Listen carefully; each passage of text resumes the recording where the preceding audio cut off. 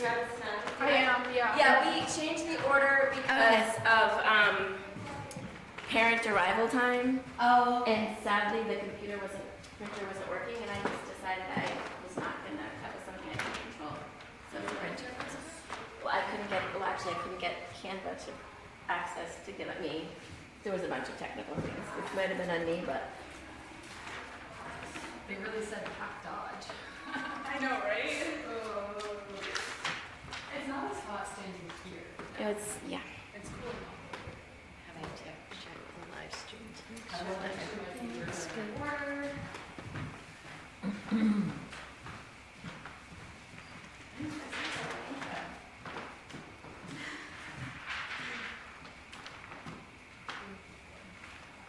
You're so welcome here. Have you guys seen Alice today? Yeah, she went downstairs, I think she's practicing on the rehearsal. Okay, great. It's so funny. I didn't tell my mom's parents that I was doing this. Today. My parents were Oh, yeah. because when I called her to tell me about it, it was like Thursday I'm going to talk to my friend from college. I was like, don't worry, don't. Okay. But because he's kind of, it's hard for me to like move around and stuff, so So like, we're gonna consider it. yes. But we'll be recording. Exactly. So they're super excited about that. He texted me. He was like, I heard you're presenting your podcast with the Sally representing the Catholic. I have friends who can't ask you. Such a thank you. Oh. Well, I hope that is buoying you too. Yeah. Come on in. Are you listening? Yes, I am. Yeah, it takes me a minute. Because I had 10 days of Spanish. Muy bien. Get a seat. I recommend one by the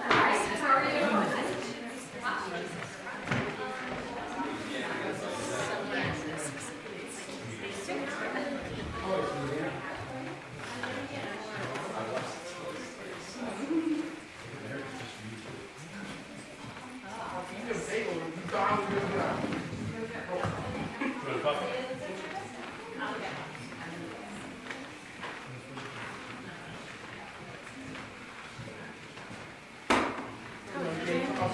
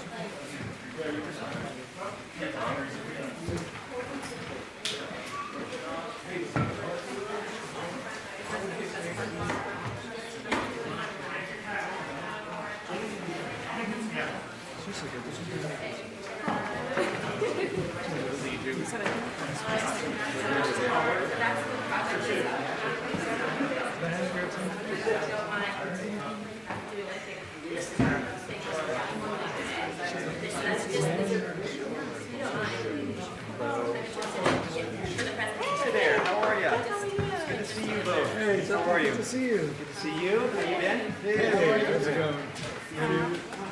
Hola. You guys are so popular.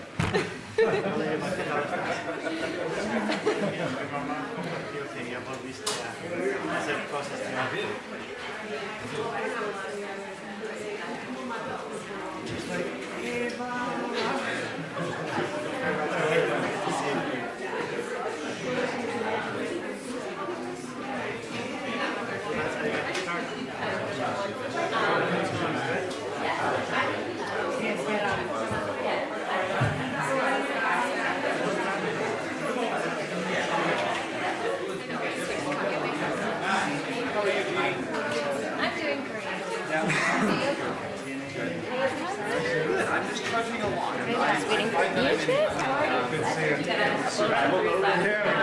So, yeah, so just taking everything one day, 1 hour at a time.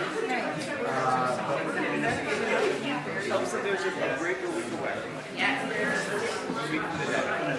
We're so close to this house. Yeah, I told him. Ridiculous. I know. And not before we open the windows. Those two, I think this it's like it should be this high.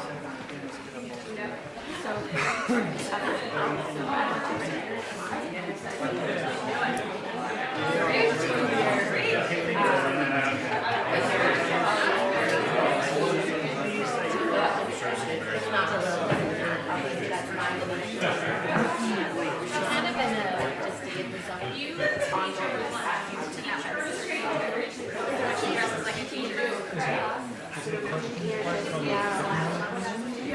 Everyone can have some. Did you all come up for So we're gonna do questions. Yes, we'll have 5 minutes after each person, and at the end, any questions that exist that remain or I forgot to ask, we'll have time at the end of it as well. So, oh, is this France? Yes, and that way you're just gonna wait for. I'm guessing she's probably starting with her class.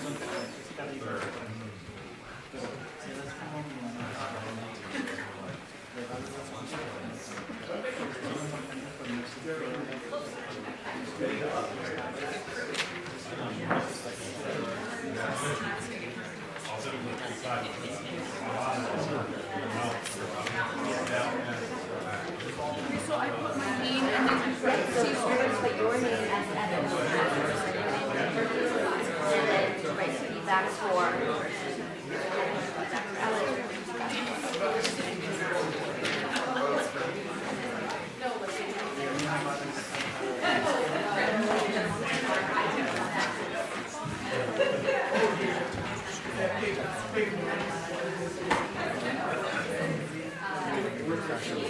That's why we're being really. Yeah, exactly. Kids are, That's great. Is that better? I guess. I mean, I feel like I'm gonna be behind the screen. One thing you can do.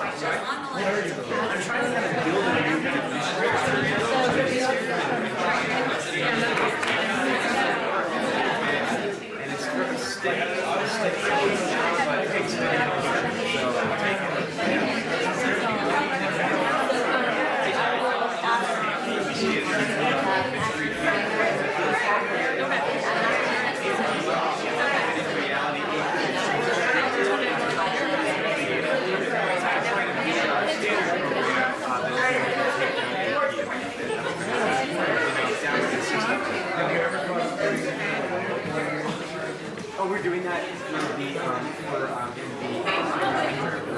I'm having the kids basically talk about how there's different perspectives of the language and things. We had to put together a way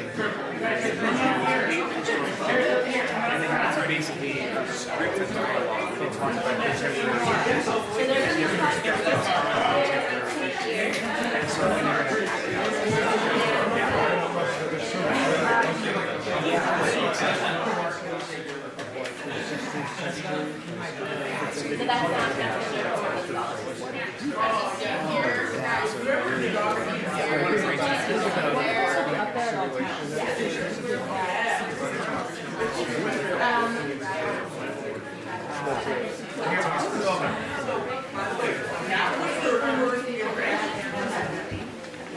no, I'm going to just kind of break right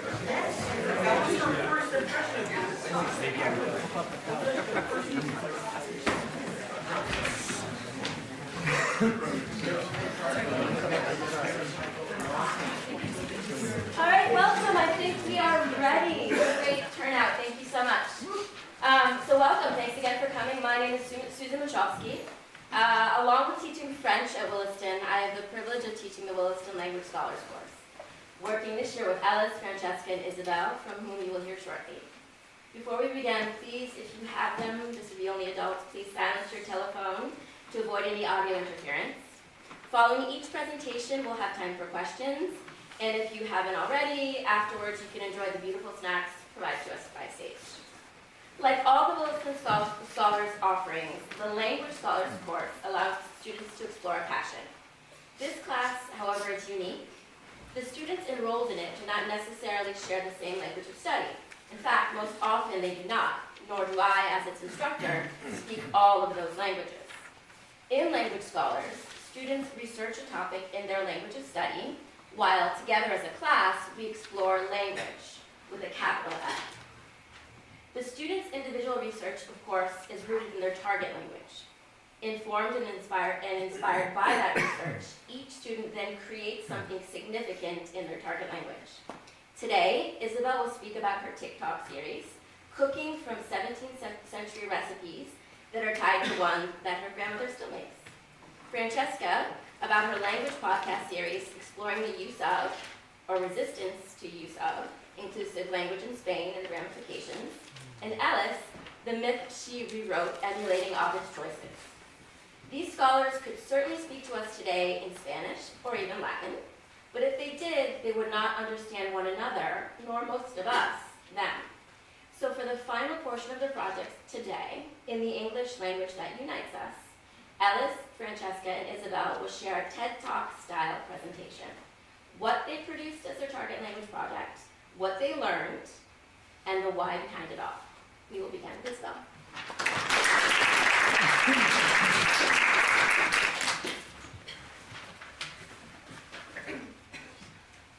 This recipe here might look very familiar to you all. Your classic buttermilk pancakes, perfect for a Sunday morning. But to me, my perfect recipe does not require any special ingredients. This recipe here is what I consider to be a recipe perfect for a life filled with meaningful and close bonds with loved ones. A few cousins, some aunts, laughter, chatter from another room, and so much more. All of these photos here are examples of the magical tendencies that food has to bring people together. While only being able to visit my Spanish side of the family 1 to 2 times a year, I have learned that at the root of all the best recipes, the bonding ingredient is love. These are the experiences that shape who I am, and thanks to my family, I've had the fortunate opportunity to experience what the product of this perfect recipe is like. Hello, my name is Isabel Sorkin Camacho, and welcome to my presentation on recipes and translation, where I compare 17th century recipes with more modern ones from my own abuela in Spain, and I share my knowledge through a series of TikTok videos.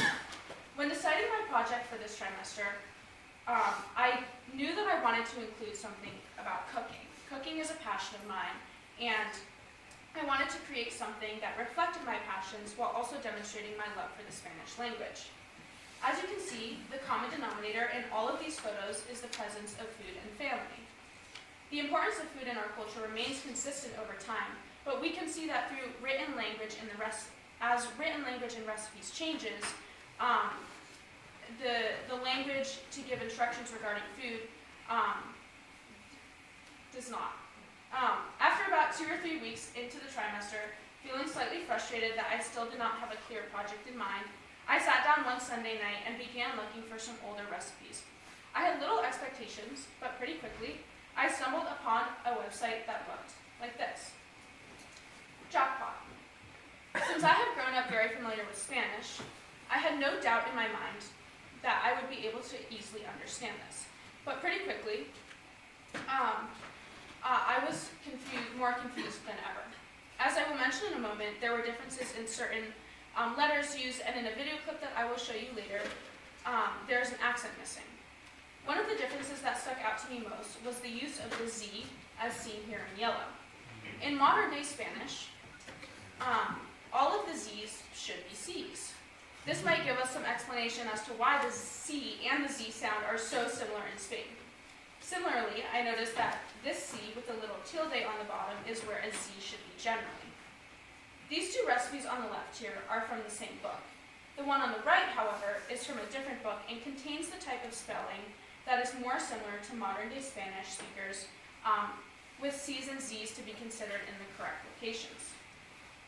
I scrolled through these online books until I found 5 recipes that were most similar to the ones that I recognized from my abuela's own kitchen. I reached out to her and asked her to write down the recipes on a piece of paper and then send them to me. This is what I received, exactly what I was looking for. The recipes themselves were not exactly the same down to every detail. For example, one of the older recipes called for tuna, but my abuela only uses octopus. The most significant differences, however, was the changes in language. As I read the older recipes more closely, I started to notice certain details in the writing that I was unfamiliar with. Both of these images here are recipes for berenjenas rellenas de carne, which means stuffed eggplants with meat. At first glance, the one on the left does not contain an ingredient list. If I want to plan ahead and prepare my ingredients, I would have to scan through the whole recipe to find the ingredients. As you can see here, the ingredients are listed out throughout the recipe as they are needed. But in my Willa's recipe, however, she clearly gives the ingredients listed first and the instructions follow later. This format for the older recipe suggests that the recipes were written in a way that not only assumes that everyone had these ingredients on hand at all times, but that they knew how to cook as well. And hardly any of these recipes had measurements, only adding to the confusion. In the older recipe, there are also inconsistencies with the commands. At first, they use the future tense to give commands as seen here in yellow, but later it transitions to direct commands, which I will explain on my next slide, as seen in blue. My Willa's recipe only uses the impersonal say, as seen here, which is more commonly seen in the present day. In English, some common commands that we might see in any recipes are cut the carrots, add salt and pepper, or bring the water to a boil, directly commanding you to do something. Those were the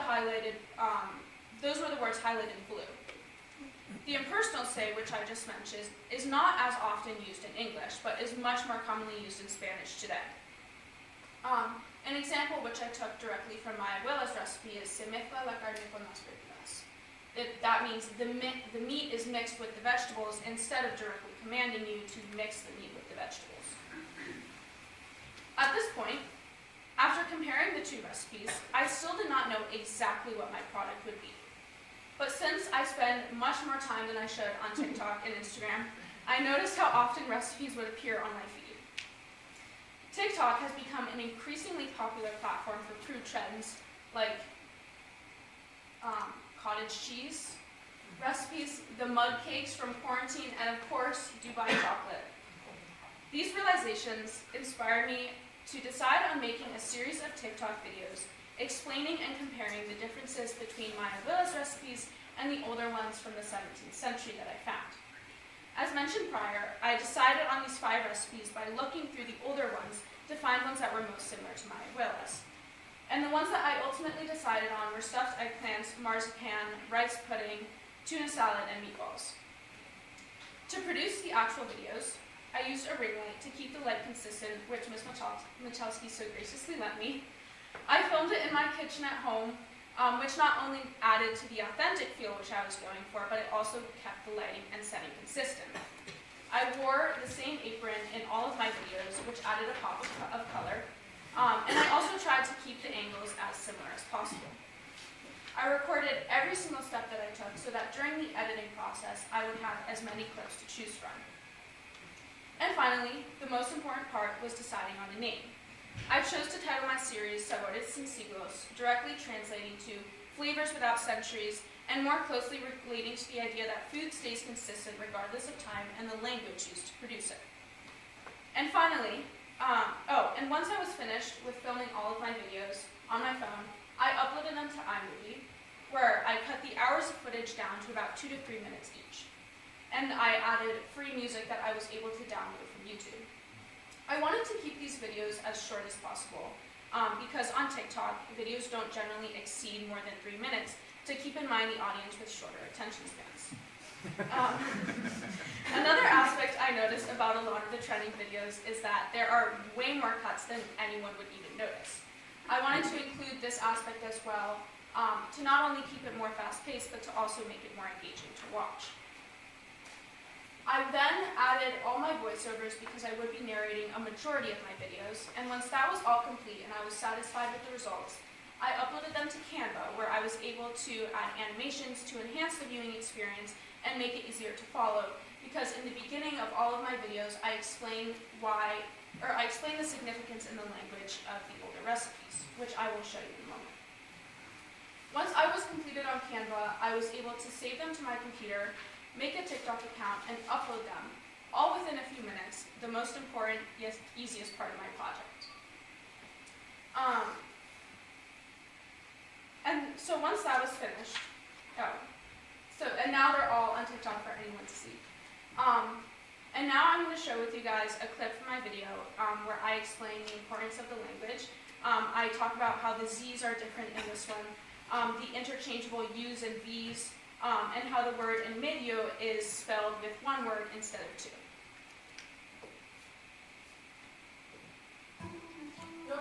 ausencia de tildes en la palabra salpicón. Aquí vamos como el verbo hacer antes se escribía con Z. Lo mismo ocurre con la palabra comido. He notado que lo que ahora es un U antes se escribía con V. La palabra rebanada está escrita con una U, mientras que un lo vemos escrito con V. He notado en estas recetas que el futuro era normal para dar instrucciones. Una observación más en medio está escrita en una sola palabra en vez de dos. Nota. But in the end, after all of this work, I realized that even still, as the delivery of recipes may change over time, what remains the same is the important ways that food contributes to our understanding of culture, but most importantly, language. Thank you.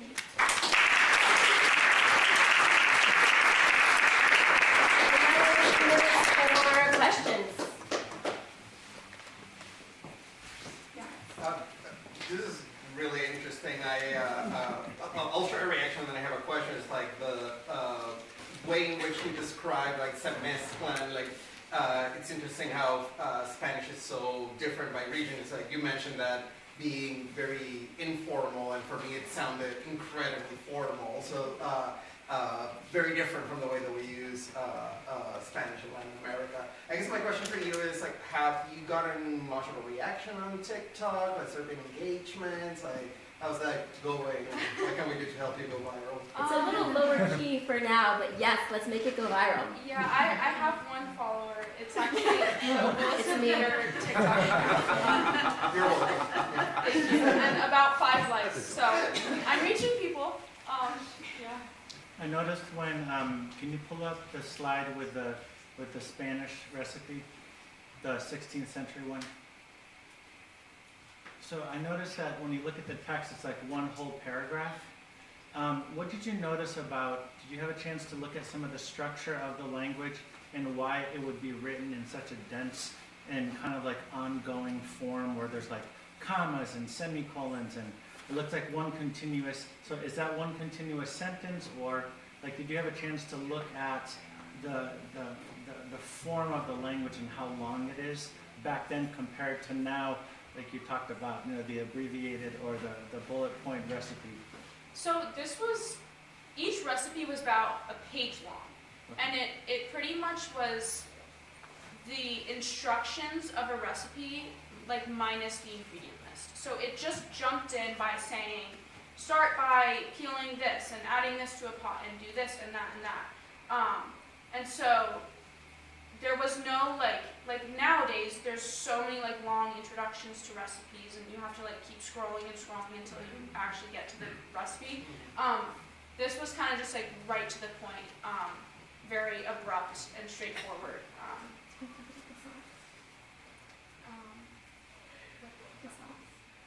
Oh yes. Also, I noticed in one of the videos that I made, there's very vague language like make a sauce. And so in that situation, I actually chose a sauce that I've seen my mom and my grandmother make like as I've been growing up. And so it's like that kind of vague language where a lot of it is kind of up to you and you get to, it gives you the foundations for the recipes, but you can kind of take it anywhere that you'd like. There's also no measurements really ever. And so you also have to like eyeball that. I think it depends on like how many people you would be serving. So it's very much up to your own interpretation in a sense. And as a follow-up, did you notice any difference in how foods were identified? Like a different word for food back then, had it changed now, 400 years later? I think I came across one. I'm not sure, I don't remember exactly what it was. It was like an herb. It had a different word that I had to like research, but other than that, it was pretty consistent, Thank you. which is interesting, yeah. Yeah. I know in a lot of like food TikToks that I've seen nowadays, there's a lot of like sound of like cutting and slicing food, like in the background that's like super satisfying. Do you do anything like that? Actually, before I added the voiceovers, it was kind of like that because it was like very fast paced. But I was kind of, that was like what I was going for in like the visual aspect. But because there was sounds that I needed to like narrate and explain what I was doing, I couldn't really tie that in. But yeah. I think as we continue with the questions, we'll switch computers to add to the flow of things. So yes. Yeah. Out of all the meals that you made, what was your like favorite meal? Okay. I'm not sure. I made marzipan, which turned out really good. My dad loved it. So I think that kind of surprised me just because it was so easy to make and it was so good and it just like tasted really authentic as well. The tuna was pretty good. The tuna was really delicious too. We're still making that. Yeah, Mr. Rose. I love this project. I also think that your marketing, what is it, Sabores Sin Siglos, is really, really smart. What I like about this is that you see how the language is evolving, it's becoming more modern, it's becoming more standardized, recipes are becoming more standardized, like dovetailing with the story of like state building and nations and everything. I'm wondering, can you predict in the future, how will our changing communication, things like TikTok, how will that change food, change these recipes? Will it change them? Or do you think that as communication shifts through TikTok and this virtual stuff, that the recipes will stay true or will they change? That's a good question. And I think that one thing that I noticed throughout my project is that the delivery and the communication may change drastically. And there's so many different forms. But it's still, I think that the heart of it is in the food and the intent, and like the meaning around it.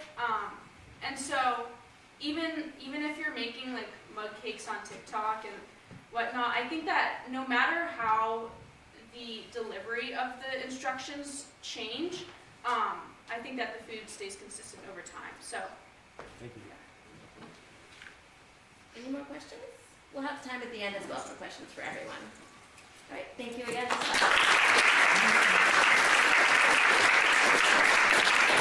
And now we are moving to Latin project with Alice.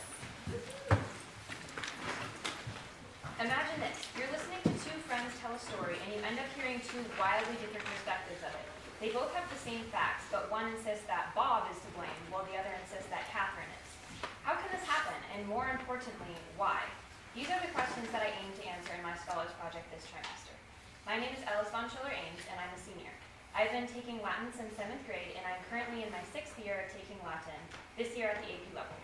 In my project, I explored how the different Roman authors can interpret the same myth in two entirely different ways and use the research to rewrite my own version of the myth Jason and Medea in the style of the author Ovid. And if you're wondering who Ovid is and what all that means, I'll get into that a little bit later.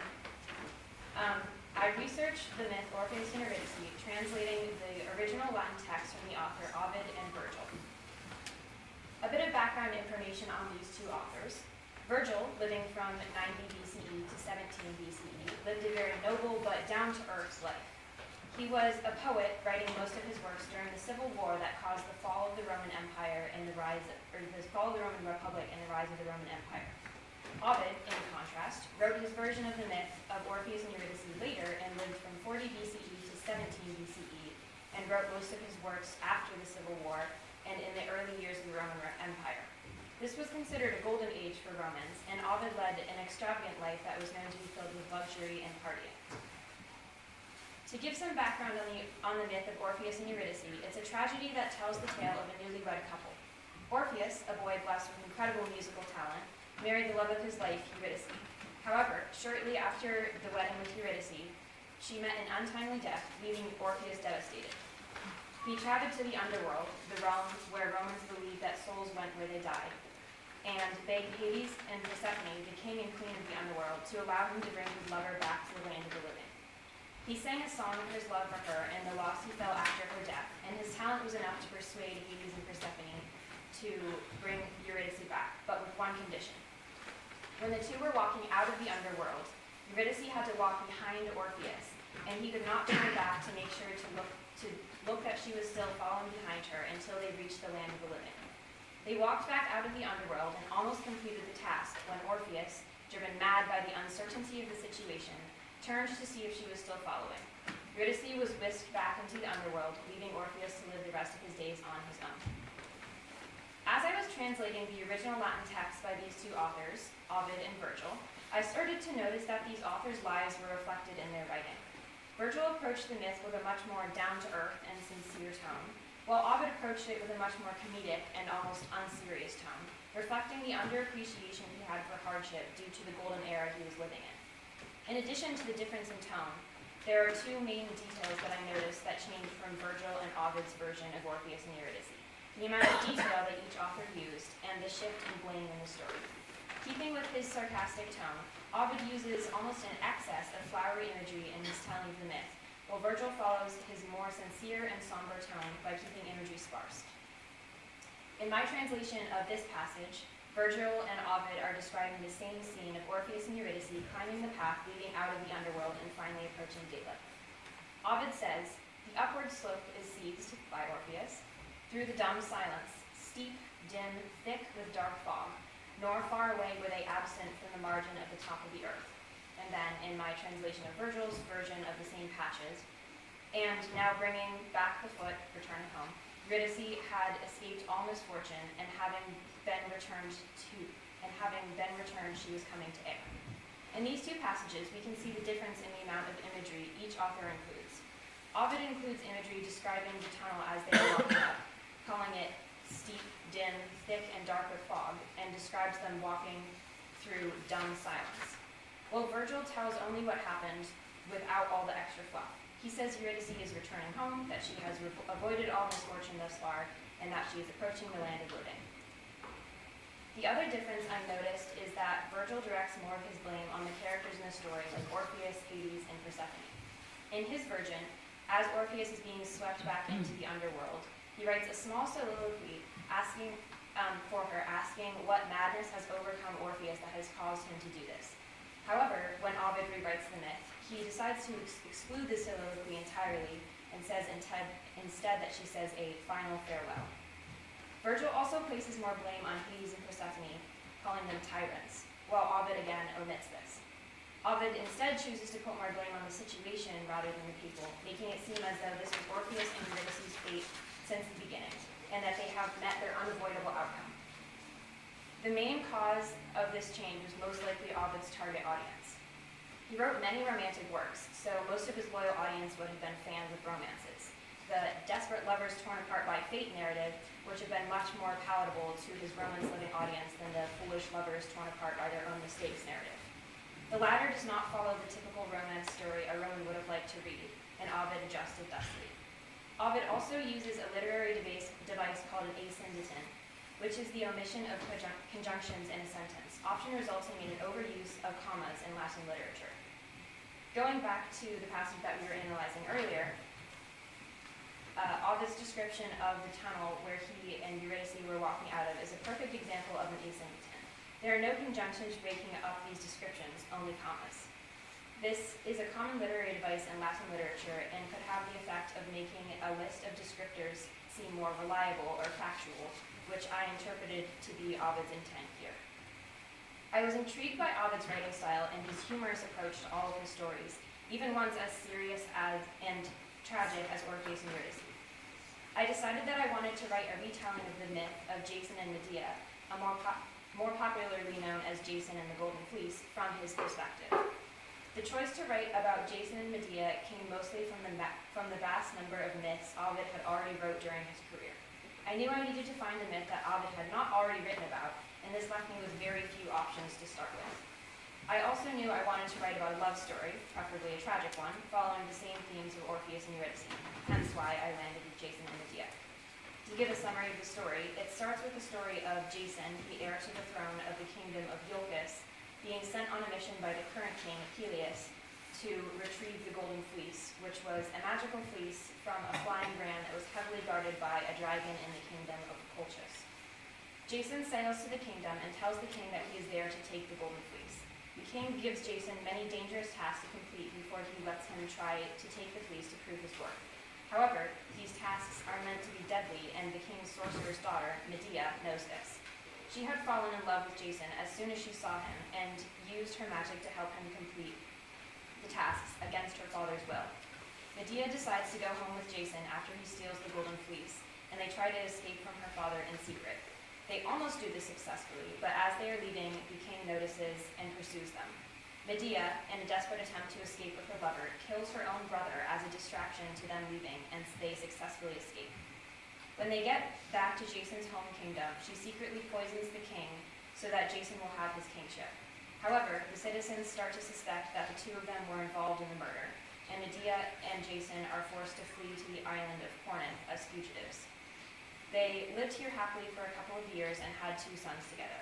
However, Jason fell in love with the princess of Corinth and left Medea for her. The story ends with an enraged Medea killing the princess of Corinth and her 2 sons as an ultimate form of punishment to Jason. As I was putting myself into Ovid's shoes to rewrite this myth, I took what I had learned about the stylistic choices he made of his retelling of Orpheus and Eurydice and applied them to my retelling of Jason and Medea. I used the same unserious tone that is so common in Ovid's writing, as well as his use of imagery and details.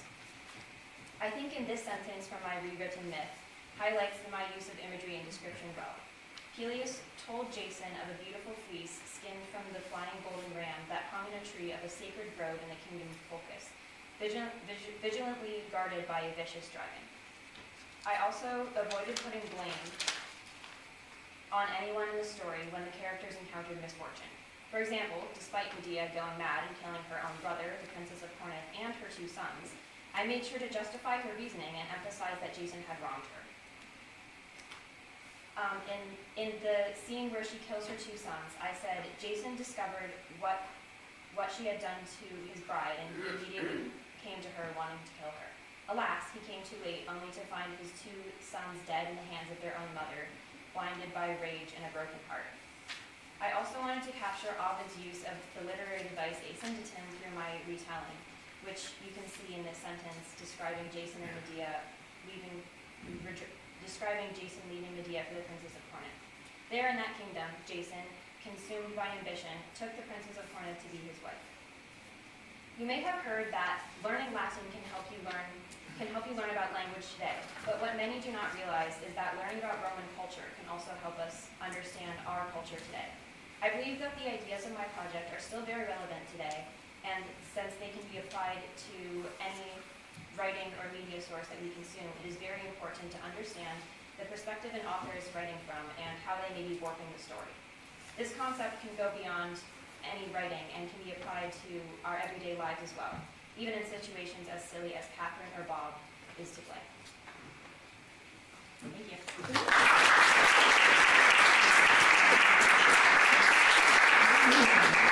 And now we have time for questions.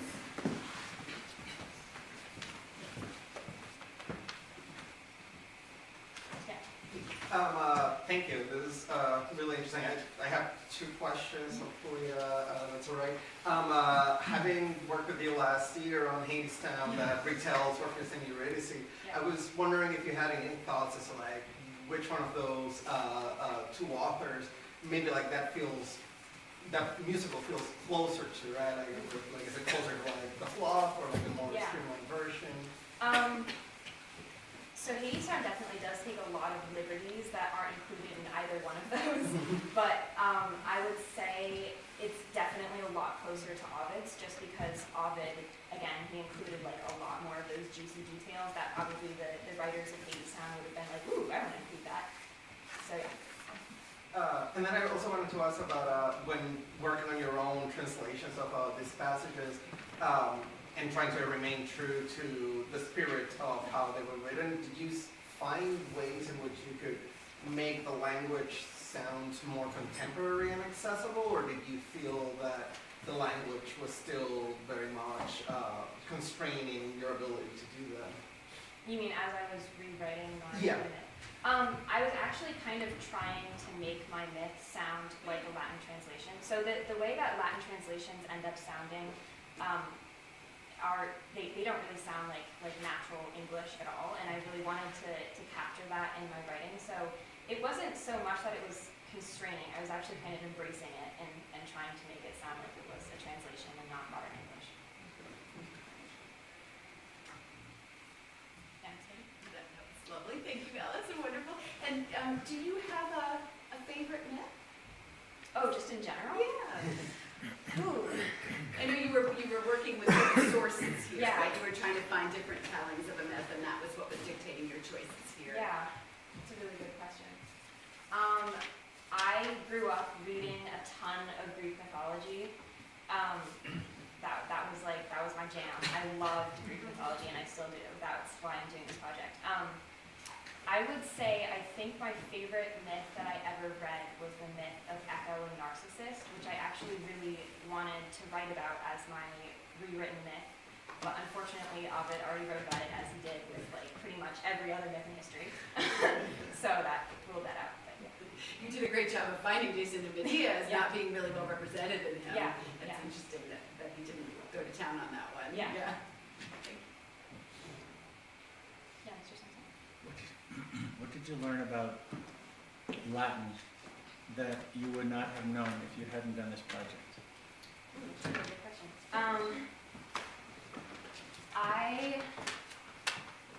I had never really tried to.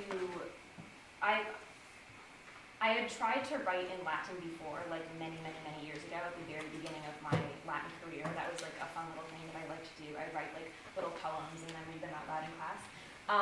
But I hadn't done that for a really long time, and now that I'm at a kind of higher Latin level and at the AP level, I think I was really able to explore, like in my translation, okay, how is a translation different from modern English, and what are the nitty-gritty things that I can really double down on to make it sound like it's a translation. Thank you. Oh yeah. Yeah, I'm curious if the myth that you chose about the Golden Fleece, if we see that reflected in any modern stories. Like, has that been done in movies or TV shows? Like, would we recognize it from anywhere?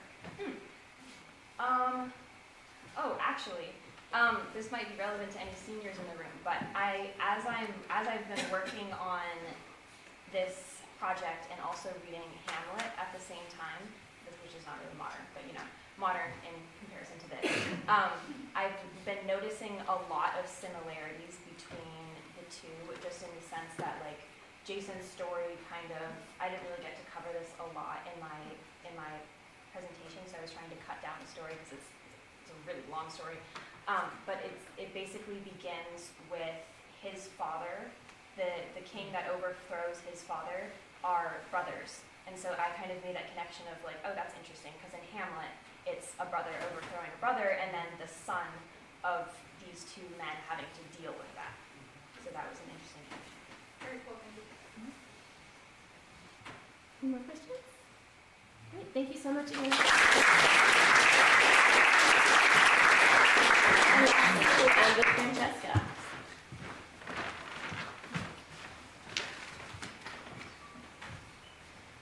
Good morning, ladies, mothers, daughters, and sisters.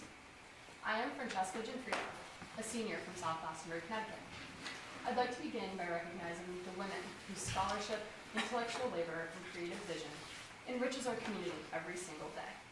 Your rigor, curiosity, and leadership elevate this program and strengthen our shared academic environment.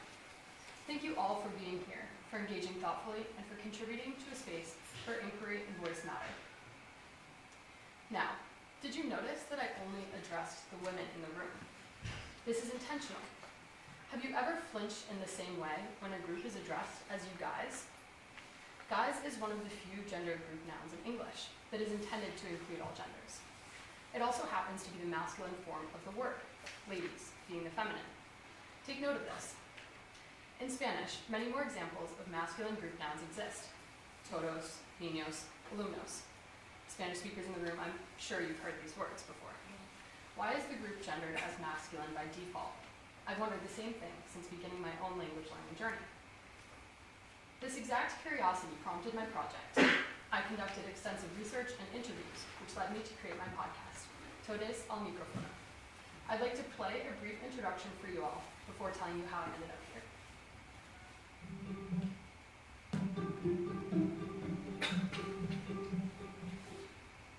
La Real Academia Española el Instituto de Español. Hola y bienvenidos a todos al micrófono. Me llamo Francesca y soy una estudiante del último año de la escuela secundaria en Massachusetts. Estoy en una clase de investigación de español. He aprendido español en la escuela desde que tenía 6 años. Me encanta aprender sobre la lengua y la cultura española. You arrive at Williston, Northampton School Ice Rink. First, I would like to tell you a little bit about my passion for this topic.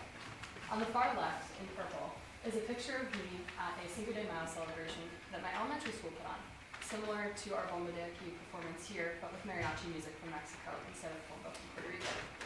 I've always loved Spanish class and been eager to learn more, hence why I'm so intently clapping and focused in this picture. I don't remember the exact moment that I first noticed it, but I do remember being intrigued with how strictly the Spanish language follows rules about gender, especially involving nouns. As a recap for both the Spanish speakers in the room and those who do not speak Spanish, nouns for objects and the adjectives that describe those nouns remain the same assigned gender, while adjectives and nouns for people do change gender based on who they're describing and their identity. Here are some example sentences that highlight how this works. Objects being in green, people being in blue. The gender of every adjective has to agree with the gender of the noun it's describing. And more oddly to me, when a crowd is addressed, even if it's a classroom with 19 people who identify as girls and one who identifies as a boy, the group noun defaults to the masculine form of the word. Initially, this confusion sparked my interest in exploring gendered and inclusive language in Spanish. However, I was motivated to continue my research as I was disappointed to find more and more evidence that proves language can perpetuate sexist stereotypes. My passion for feminism stems from the strong women who served as role models in my life, especially my mom. As a professional in a male-dominated field, she has shown me that determination and hard work will allow you to accomplish whatever you aspire to do, regardless of any societal expectations. So, it's no surprise I dressed up as Wonder Woman for 3 Halloweens in a row. For my project that I showed you a clip of earlier, I made 5 episodes that make a podcast series. But before we get to what's in the podcast itself, I'd like to tell you a bit about how I determined what I wanted to include exactly. I had so many ideas at first that it was really challenging to narrow my project to be something achievable, but also substantive to be the work of an entire trimester. One of the most interesting things I stumbled upon was an interview with a young Argentinian woman, Natalia Mira, pictured in the top right, and a reporter. She was protesting for abortion rights, and she was using inclusive language while doing so. She was changing the endings of words to be neutral instead of masculine or feminine, so she wasn't following the rules of Spanish. And this reporter was criticizing her, saying that he couldn't understand her because she was not actually speaking Spanish. I later found out that the government of Argentina banned inclusive language from all official documents published by the government, and that the government of El Salvador banned inclusive language from all educational settings. Finding this interaction and legislation helped me to understand what my project was really about. I was inspired to conduct interviews of my own to better inform my research as well. And I determined that rooting my project in Spain would help both narrow my project and expand upon the history of inclusive language and why it is so controversial. Now I'm going to share each of the 5 episodes, or at least little parts. They don't exactly flow together to make one story, but rather they explore different topics within the umbrella topic of inclusive language. In looking for bans in inclusive language in Spanish,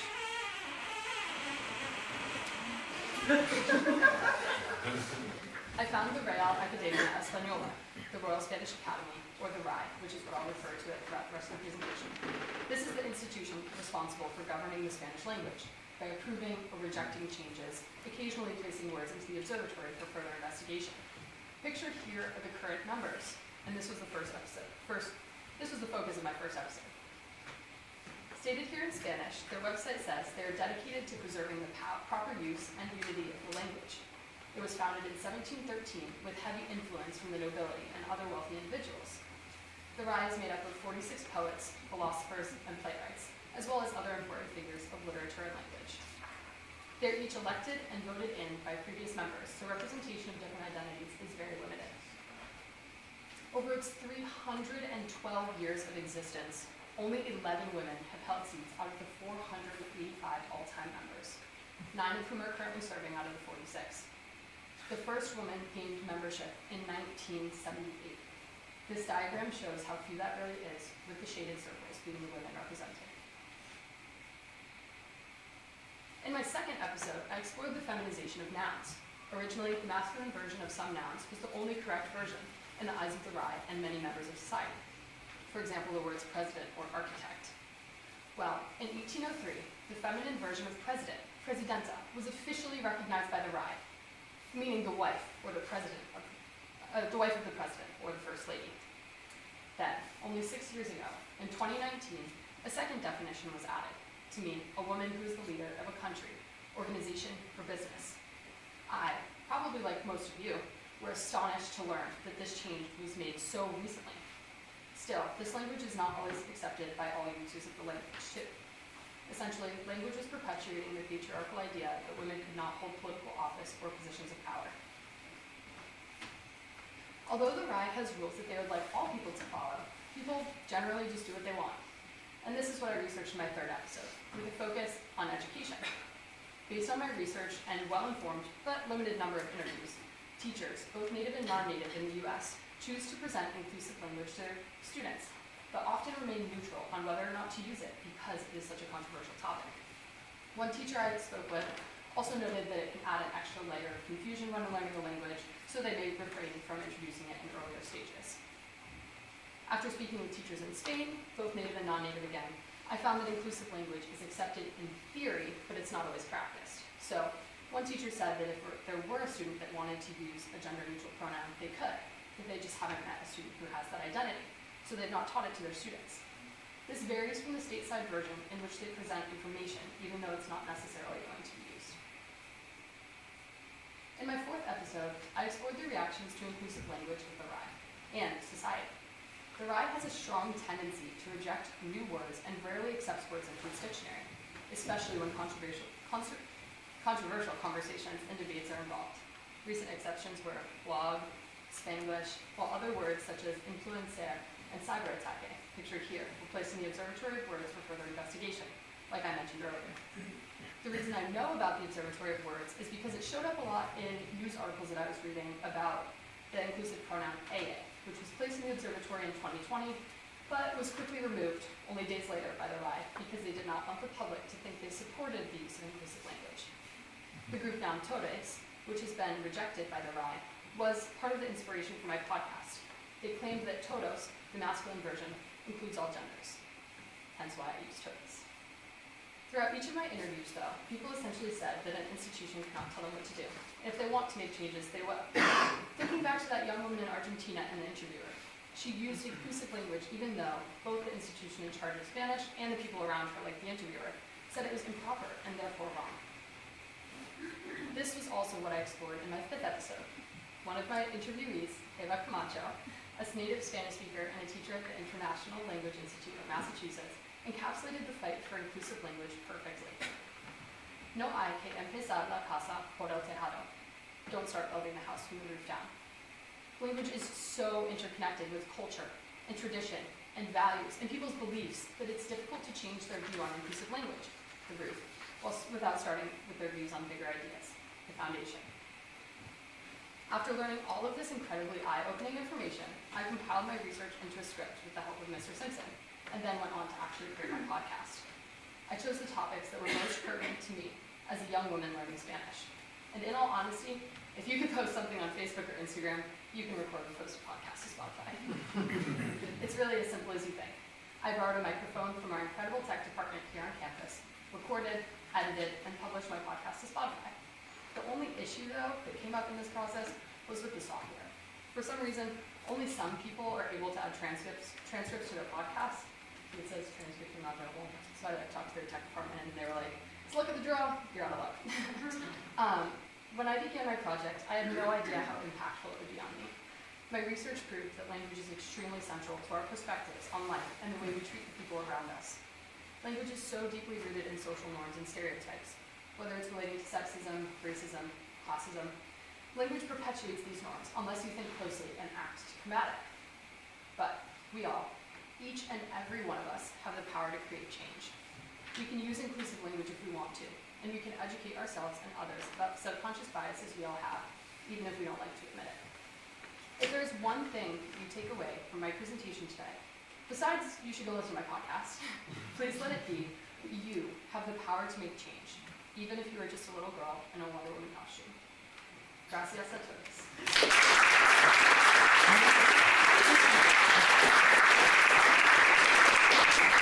Questions, please. If you had the time to do 2 more podcasts, what would Episodes, not podcasts, right? Episodes, my bad. Episodes. What would you do them about? That's a good one. I think I would choose to separate the education episode into Spanish, or both in Spain and in the United States, so that I could go deeper into exploring like reasons why people may or may not choose to use inclusive language. And I think another episode would be like specific anecdotes. And originally, when I was thinking about making a podcast, I was thinking to interview people on the podcast, but logistically it was not going to work. And so I think I'd do one episode about that, maybe with people from different countries, different age groups, things like that. Thank you. Yes.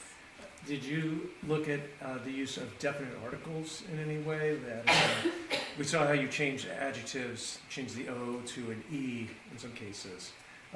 Is there anything between el and la that people are using that's neutral? I'm not sure. I didn't stumble upon that exactly in my research, but I did stumble upon like nouns that are objects. So say a bridge.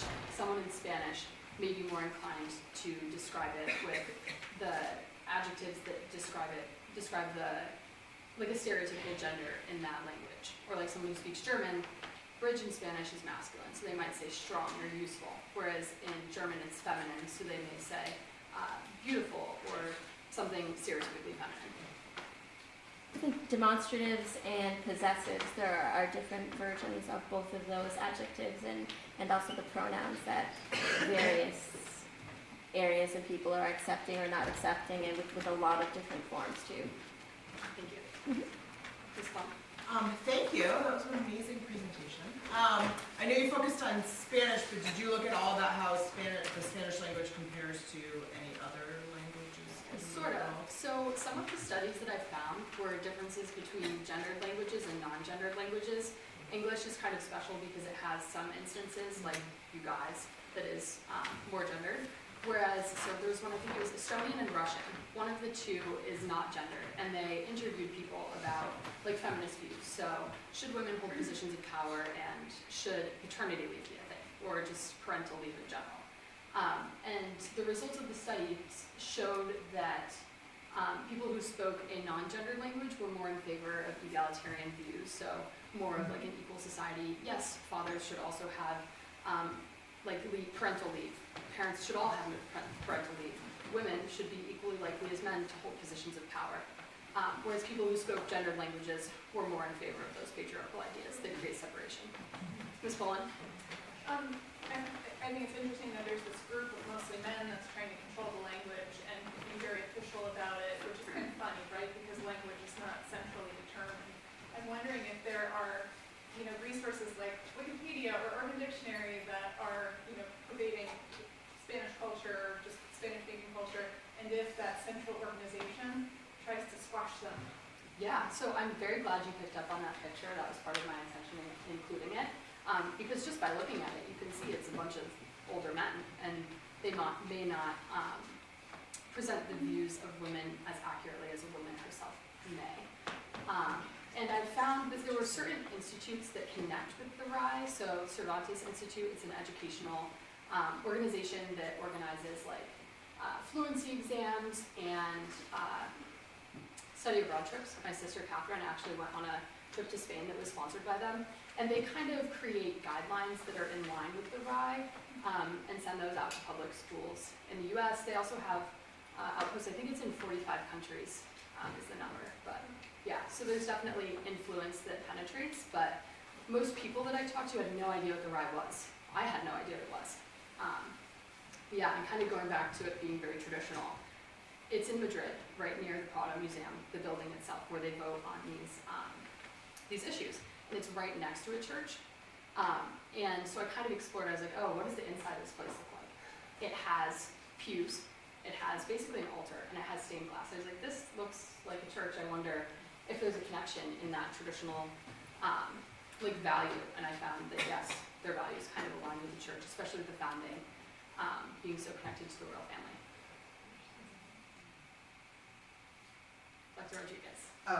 Thank you again, like everyone said, a really great presentation. I'm curious if you had I don't know, like I'm thinking like a lot of folks from my generation, my country, that's very machista, resist a lot of this evolution of language because it's like violating the sanctity of the language, or like, well, that's how language works, like why can other people not get accustomed to it?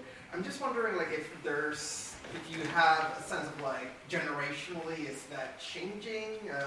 Is there hope as we start to disappear that like language would change, or is that still something that's very embedded if you have had conversations with native speakers? Absolutely. I have two connections there. So first with education, in my interviews I realized that a lot of teachers were introducing inclusive language to make their classroom be a place where people felt like they belonged, or to understand different identities and kind of grow their perspectives in that way. So I think in education, it'll continue to grow to foster that type of community. And Eva, actually, in one of our interviews, or like, I don't know, conversations, explained Frankismo. So in the time period, I don't know exactly when it started, but up until the 60s-ish, correct me if I'm wrong, Franco was the dictator of Spain, and there were a lot of patriarchal, sexist views underneath that. So women lost the right to divorce from their husbands. They were limited in education. I think the statistic was somewhere like 30 to 40% decline in women enrollment in universities. And Eva provided me with a resource that was like a guide on how to be the best wife. And it was things like always listen. Even if you had a tough day, your husband may have had an even tougher day. So it's your job to listen. Right? Like, or when he's arriving home, always make sure everything is ready and that you are quiet, because maybe he had a busy day again and just needs that space. And it was 11 things, I think, that described these standards that women were held to. So that definitely has an influence of cultures. I think Eva, again, was explaining that like her mother was living in Spain during this time, and like, correct me if I'm wrong again, but she really encourages like movement away from that because it was very challenging. There's so many things that I wish I could have included, but time is limited. And interesting to note that this overriding institution of language, there's a parallel one for French, the Académie Française. It's the same idea. This one came after the French Academy. Yeah, and I believe you said that. Apologies if you didn't. But in both cases, you need to become a member. You have to be nominated and invited from the existing old. And you have to be voted on by the people that are already holding seats. So I think it was in the 30s that the first woman was like elected, but not confirmed until later. And I also looked at Congress. There have been 2018 senators, only 64 ever being women. So very interesting statistic, less than 2%. Yes. Did you come across people using the term Latinx besides Yes. politicians who are pandering? Absolutely. So going back to that interview about the Argentinian woman, that was some of the examples that the reporter explained. They were like, this isn't right. If it's one or the other, you can't make up a new word. Yeah, and definitely in like finding a neutral, there's different ways to do so. So there's like using the @ symbol, it's an A and an O combined. So that's another way that people may choose to change the endings of words to make them neutral. Well, thank you all for coming, and thank you.